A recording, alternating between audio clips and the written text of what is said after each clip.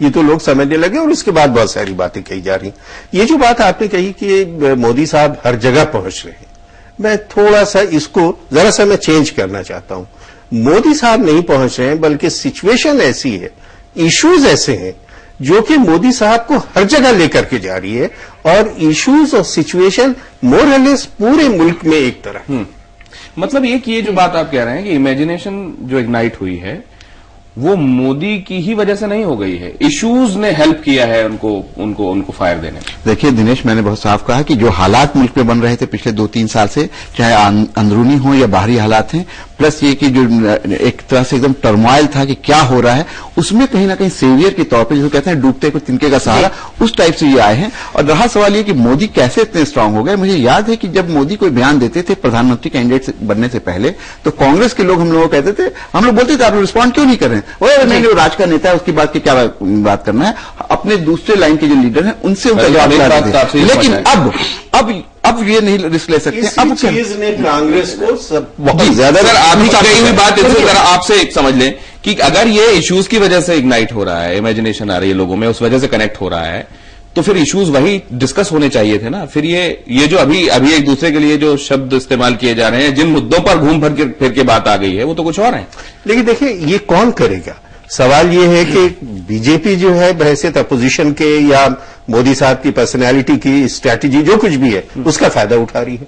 कांग्रेस के बारे में जो एक पॉपुलर परसेप्शन है वो ये है कि ये सारी की सारी सिचुएशन जो है अगर किसी ने किया है तो वो है। और कांग्रेस हमारे पास दो मेहमान है, उनको लगेगा कि हम उनके साथ न्याय नहीं कर रहे हैं।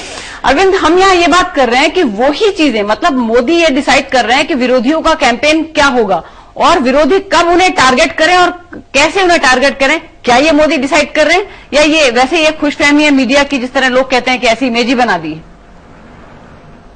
मुझे लगता है मोदी एजेंडा सेट कर रहे हैं, और जो बात अभी कही जा रही है कि मोदी ने बिल्कुल presidential form of government election लड़ने की कोशिश की, मुझे लगता है स्ट्रैटेजी का हिस्सा है।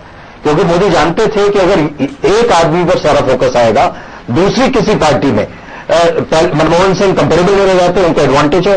राहुल गांधी काफी छोटे दिखाई पड़ते हैं उनके सामने, या जो छोटे लीडर्स हैं, छोटी पार्टियों के लीडर्स हैं, जब 1-to-1 इलेक्शन की कैंपेन होगी तो मोदी को एडवांटेज है, बीजेपी को एडवांटेज होता है। और यहां पर जो बात मुनीर आलम साहब कह रहे थे कि गुजरात मॉडल की हमें एनालिसिस करनी चाहिए, मुझे लगता है गुजरात मॉडल से बिल्कुल ये मैसेज नहीं जा रहा है कि वहां गुजरात में जो किया गया वही पूरे हिंदुस्तान में करेंगे। गुजरात मॉडल से ये मैसेज जा रहा है कि यहां एक सरकार है, एक व्यक्ति है जिसने गवर्नेंस दी, एक व्यक्ति है जो एक्शन करना जानता है, एक व्यक्ति है जो पॉलिसीज को एग्जीक्यूट कर सकता है, जो पॉलिसी से बाहर आ सकता है। मैसेज बड़ा सिंपल है। क्योंकि ऑपोजिशन वाले जब रैली करते हैं तो ये बात भी कहते हैं कि हरियाणा में हरियाणा मॉडल ही चलेगा और उत्तर प्रदेश में उत्तर प्रदेश मॉडल ही चलेगा, वो अप्लाई नहीं हो सकता है, वहां की सिचुएशन अलग है।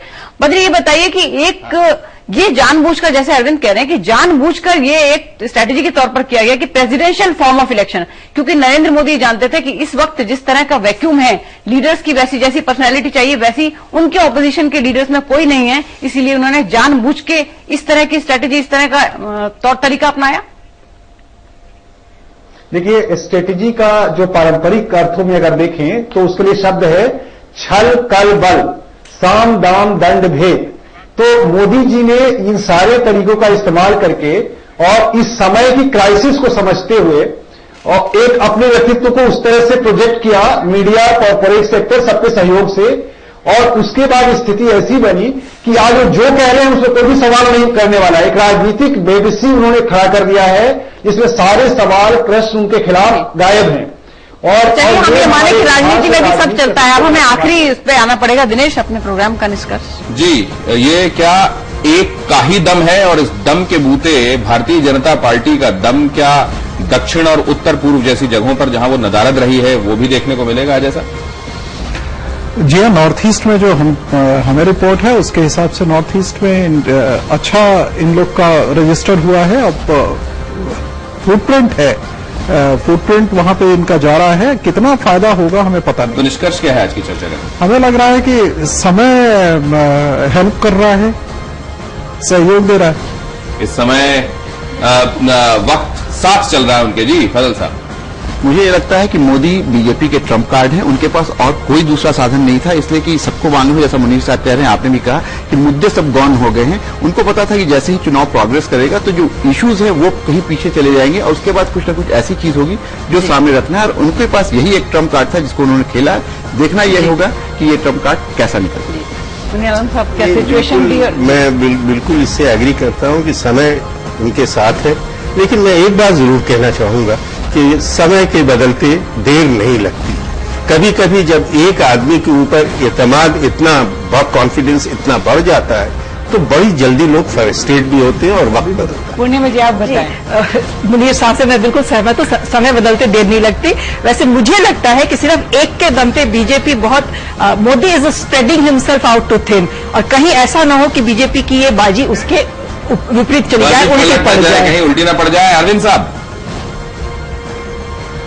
मोदी निश्चित तौर पर मास्टर स्ट्रेटजिस्ट है और उनको मालूम है कि बीजेपी का सबसे बड़ा यूएसपी मोदी खुद है, और उन्होंने वो एजेंडा सेट कर रहे हैं सबके लिए, और खुद मोदी को उन्होंने सबसे बड़ा एजेंडा बना दिया। जी आप क्या कहेंगे, सब कुछ संयोग ही है?